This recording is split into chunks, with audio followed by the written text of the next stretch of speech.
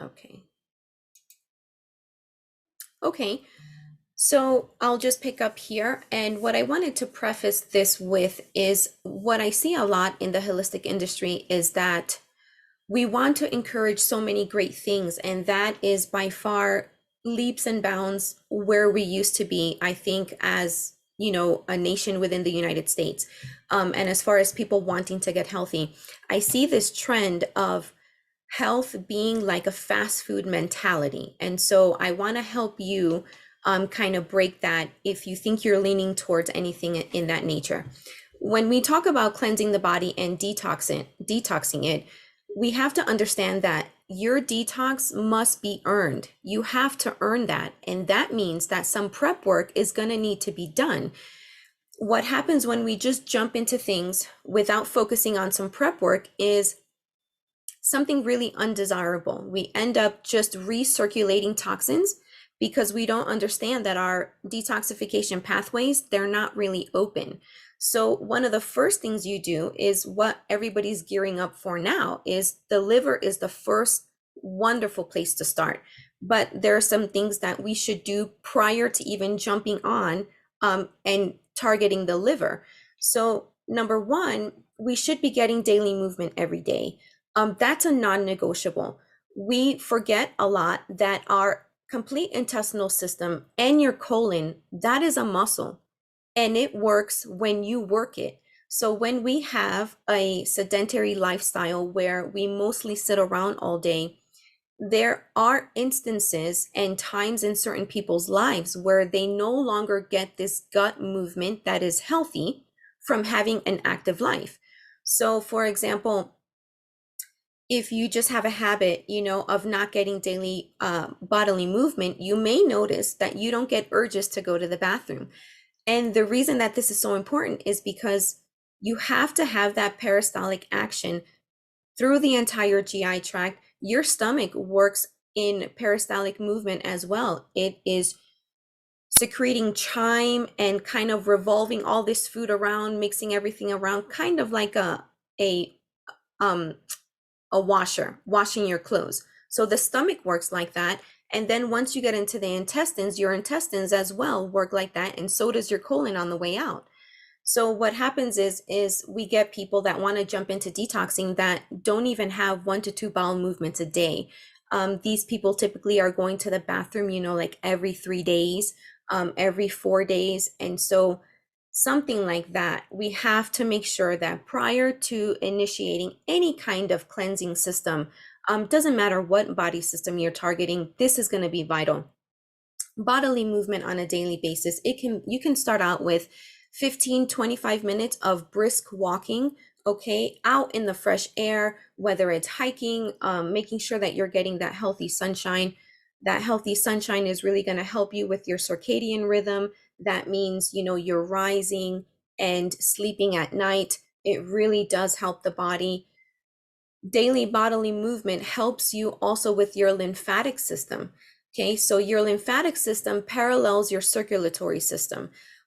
Your circulatory system has your heart as a pump to keep that going. So that heart is the pump that moves this blood all around your body. Well, your lymphatic system doesn't have a pump like that. There is no system that pumps the lymphatic system for you. That relies completely on you. And that's why movement is so vital and it is so important.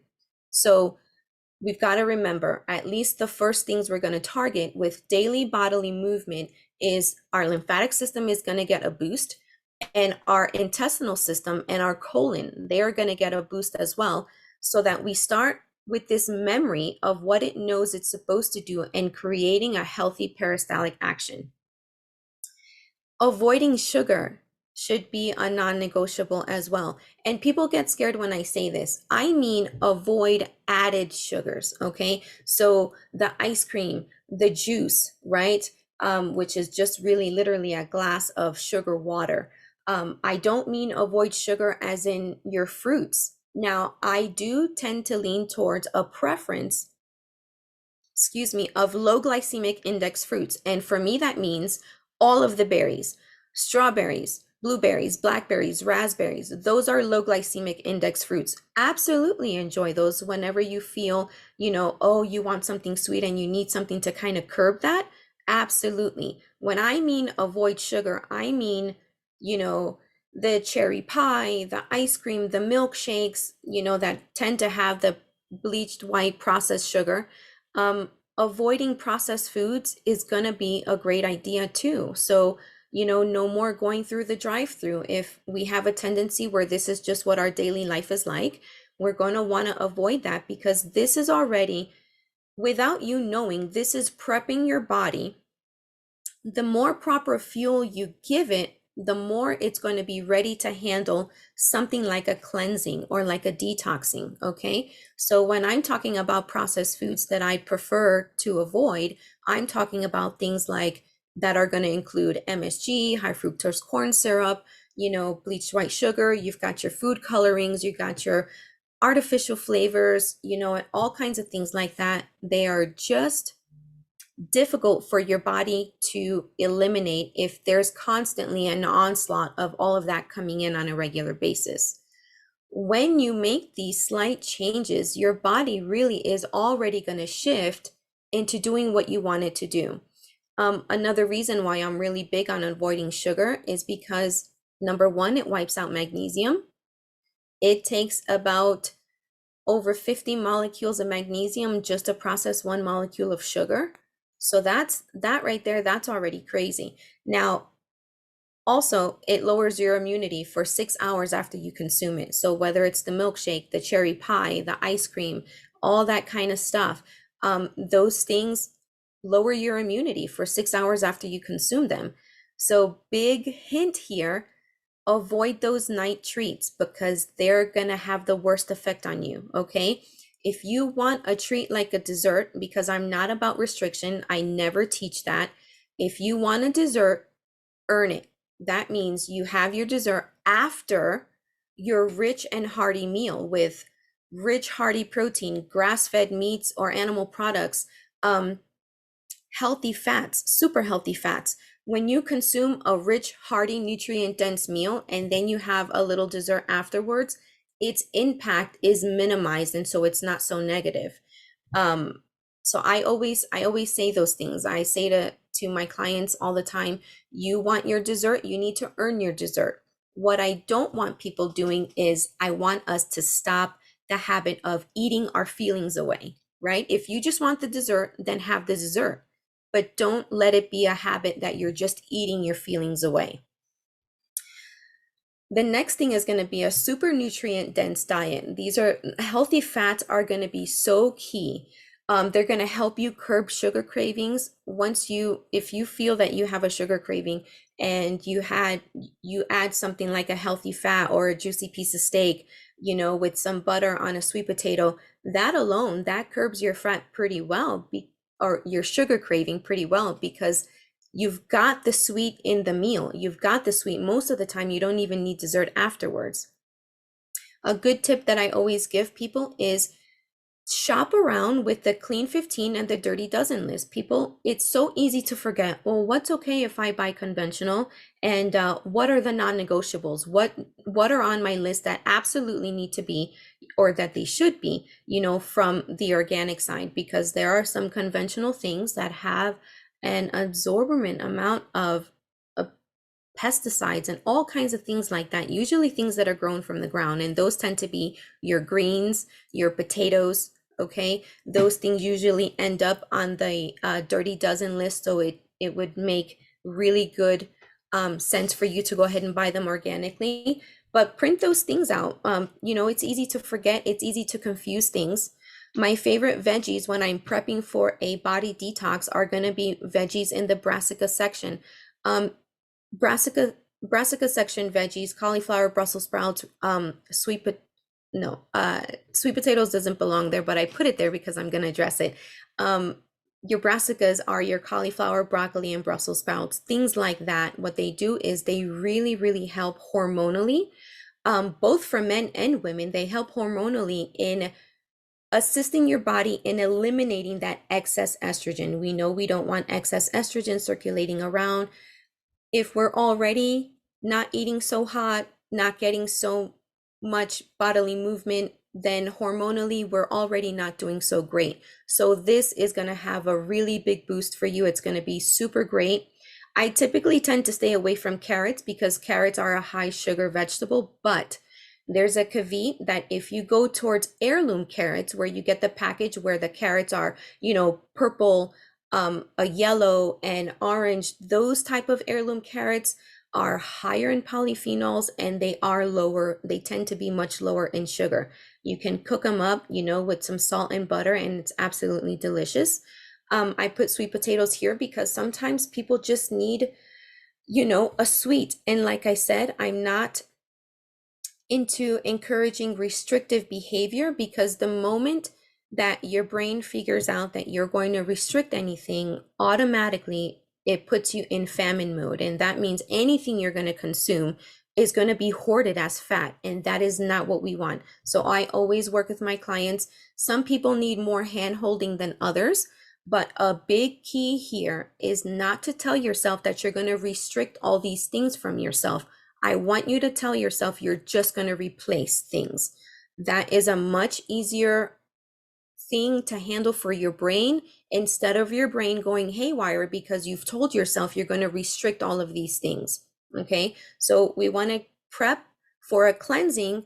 And in that prepping, we don't want our body and our brain, we don't want the body getting the message from the brain that, we're going to hoard everything as fat, because now we're in restrictive mode and we've got to just get into famine mode. So you don't want to do that. So the last bullet point here was basically what I started out with, just having this fast food mentality and thinking that, if you do something once, people kind of tend to liken detoxing with kind of like spring cleaning and stuff like that. But really, detoxification should be a way of life, because actually, if you provide your body the correct fuel, normally anyway, your body is built to keep you clean, providing you give it the right fuel. So as long as we can steer away from that fast food mentality and understand that this is just a way of life, and in your way of life, you can have your treats, you can earn them, and you can keep your body cleansed on a regular basis, and not something where you tell yourself, I'm going to do this month, and then I'm going to do something 3 months from now, and then you never think about it again, and you revert back to your old habits, and then you keep getting back into the same position, that you started from.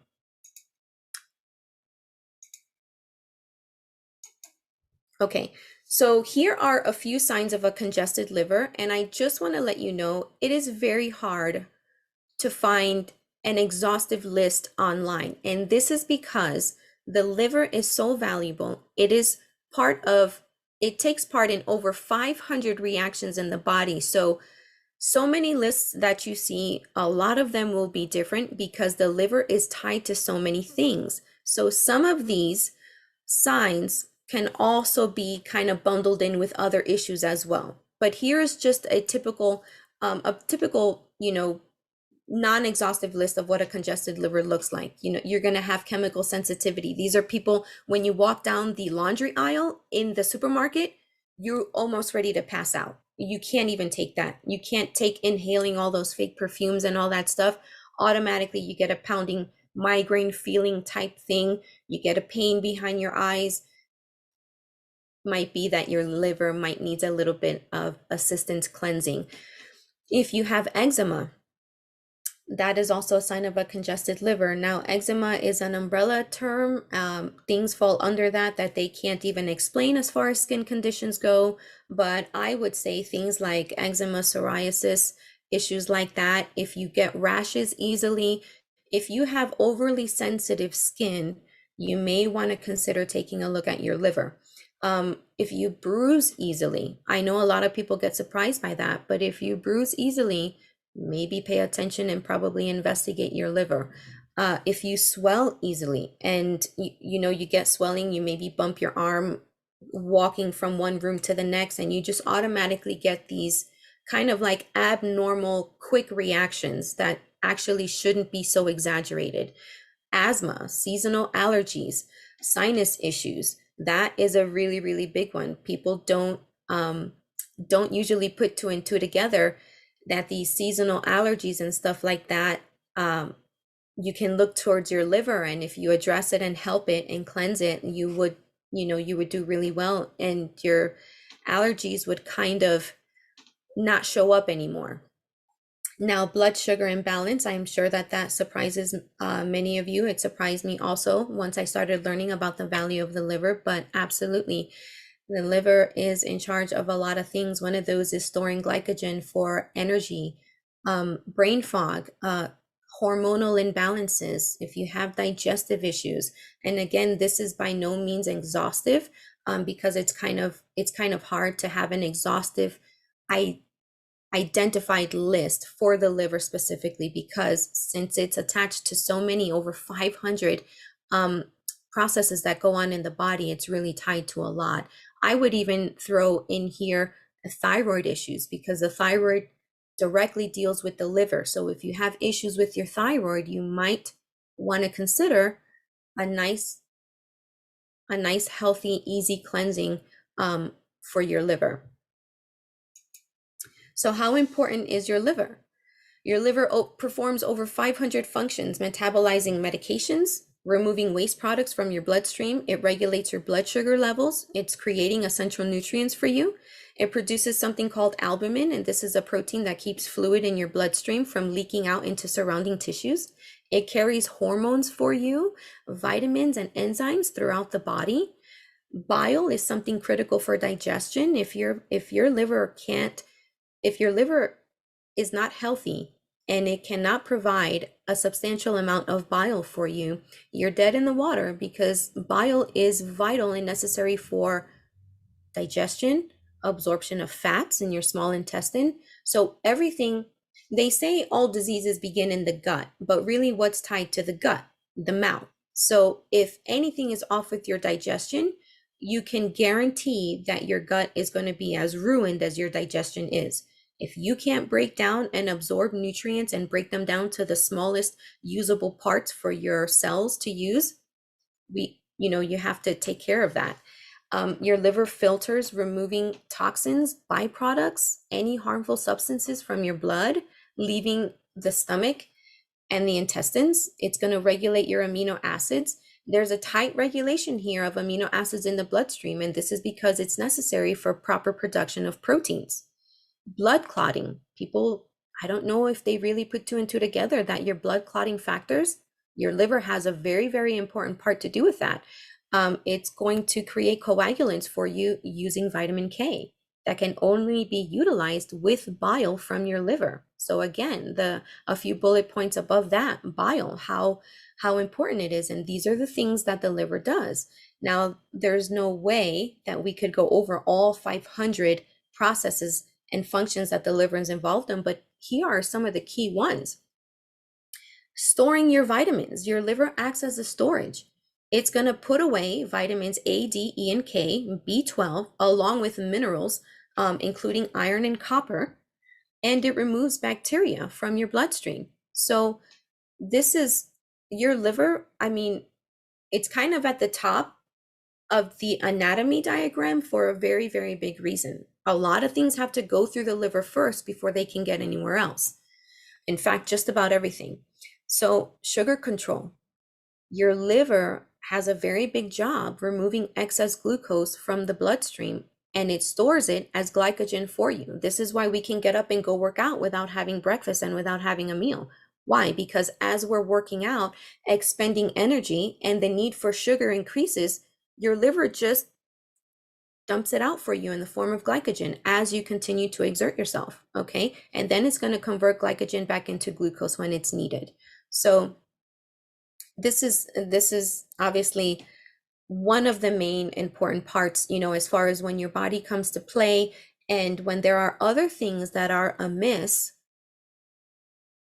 A lot of times we don't put two and two together that the liver is really something we should be looking at, not exactly treating the thyroid. Take a look at the liver. If you can get it to a very healthy state, you can really correct a lot of things. And here is a graphic to kind of, because I'm so visual, and I think that you guys are visual too, and you appreciate visuals like I do. So these are just just visually for you to see, about the blood sugar balance, the storage of glycogen, production of bile, your immune system. Your liver has a lot to do with your immune system. It has a lot to do with tagging viruses and pathogens as far as things in your blood when they get there and they don't belong there. Okay, it maintains the hepatic and portal vein immune system. It keeps it healthy and it maintains it. It's kind of like the janitor that runs it. Your liver produces the cholesterol that you need, and people want to demonize so much cholesterol, but not many understand that without proper levels of cholesterol, you can't synthesize vitamin D. If you have super low cholesterol below 170, okay, that cholesterol is so out of whack. It is so low in production. Definitely look at your liver. If you guys come back with labs and your cholesterol is under 170, your liver produces healthy cholesterol. And if you're not meeting that need with healthy fats and those beautiful free range eggs cooked in grass-fed butter or cooked in grass-fed fresh lard. I just got my what do you call it? I just got my little bundle that I always get from my farmer. I just met him and I got myself my farm fresh lard, and I cook all of my stuff in it. Why? Because it's rich in vitamin D. So is butters and all kinds of things like that. Raw milk, all that stuff has to do with your healthy production of cholesterol. You have to have these things for detoxification. This is your liver is going to filter out your medications, your over the counter, your OTCs, your drugs, alcohol. If you enjoy alcohol, it functions with fatty acids, with your steroids, your hormones. Okay, it's going to move out ammonia and convert it into urea, which is a less dangerous substance in the body, and it's going to address environmental targets, toxins and allergens for you. So what I really just want to drive home is that you should be in a really good place before you jump into a detox. And this is why we've been doing this in this group, and I've been trying to make posts every day and letting you guys know, get your body movement, get out in the fresh sunshine, in the fresh air, strive to get to 2 bowel movements a day, because your colon is the dump site for your body. And if you're going to start removing waste and there's nowhere to dump it in because your colon has not been effectively moving things out, and there's kind of like a backlog, of work that has to be done, when you start detoxification of any kind, you're going to start recirculating those toxic things that we're pulling out, and you don't want that to happen. You don't want to feel worse than what you did before you started detoxing, just in general. And so that was really what we kind of wanted to drive home. Landy did want me to remember to go ahead and mention the Q&A that we're going to have tomorrow. So I think there's a little thing that Landy posted, and so if there's any questions in our group, for myself, we're going to go on about 3 p.m. Mountain Time, so that's 4 p.m. Central Time, I think. I'm very time zone challenged, so if Landy hears me, she can correct me if I have it wrong, but I'm pretty sure I think it's 3 p.m. Mountain Time, and then all those other time zone times. So, are there any questions in the chat or anything, Landy?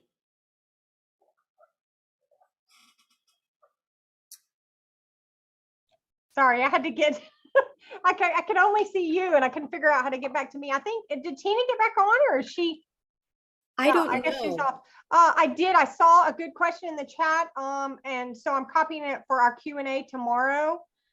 Yes, time zones are correct. We are going to be meeting at 4 p.m. Central. Okay. And we are going to have a Zoom that we're just going to stream in the Facebook group, because I found out you can't, I don't think Facebook lets you add anyone anymore unless you're on a phone or something. So we'll just go with the Zoom, we'll stream it. So sounds amazing. I will, is that all you had tonight, Ivy? It was absolutely amazing. Yes, thank you. I learn so much every time you teach and speak, and it's just, you're such a wealth of knowledge and such just a real asset to our team and to HBN, and we appreciate you so much. Thank you so much. So everybody, at here in about 4 minutes, Coach Marcus is doing a BizOp call. If you'd like to jump on that, feel free to do so. I'm going to go ahead and stop this recording here.